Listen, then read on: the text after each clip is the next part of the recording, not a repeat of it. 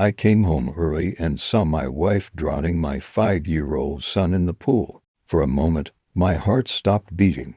My little boy, Jacob, was under the water, his small hands splashing weakly as Clara, my second wife, his stepmother, pressed him down.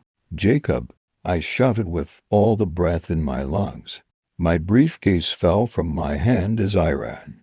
I didn't even think. I dove straight into the pool, grabbed Jacob, and pulled him out. His body was limp, his face pale. My heart shattered. "No, no, no. Please breathe, son," I cried, laying him on the floor.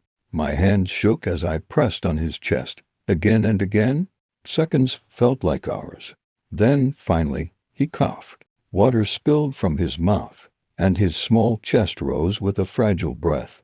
"Jacob." Tears poured from my eyes. I hugged him tightly.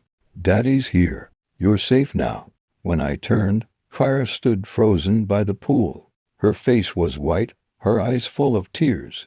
"Why?" I shouted, my voice breaking. "Why would you hurt my son?" She fell to her knees, sobbing. I didn't mean to kill him," she said in a broken voice.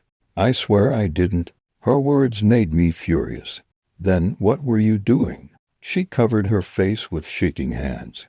"Because every time I see him, I see the life I'll never have." Her voice cracked as she explained. Before marrying me, she had tried for years to have children, but the doctors told her she couldn't. She had dreamed of holding her own baby, of being called mom, but it never happened. "When you married me," she whispered, "I thought maybe I could still feel like a mother. But Jacob, he reminds me that he isn't mine. He calls me Clara, not Mom. He looks at me like a stranger. And every time I hear him laugh, every time I see him hug you, it feels like knives in my heart." I was jealous. I was angry. And today, I lost control. Her body shook with sobs. I just wanted the pain to stop. I thought if he wasn't here, my heart would be lighter. I held Jacob close, tears running down my face. "You should have told me," I said, my voice trembling. "You should have asked for help, but you chose to hurt an innocent child." Clara covered her face and cried harder. "I deserve whatever happens to me." The police came that night. They said she confessed everything. She would face the law.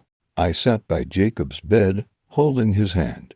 I kept watching his little chest rise and fall, terrified of losing him. I was a millionaire. I had houses, cars, businesses. But all of it meant nothing compared to the fragile heartbeat of my son. The next morning, Jacob opened his eyes and whispered, "Daddy?" I kissed his forehead, my voice breaking. "I'm here, son. I'll always protect you. You are my everything." That day, I made a promise. No matter how busy life gets, no matter how much money I earn, I will never let my child feel unprotected again. I lost my first wife and almost lost my son, but God gave me another chance, and I will never waste it.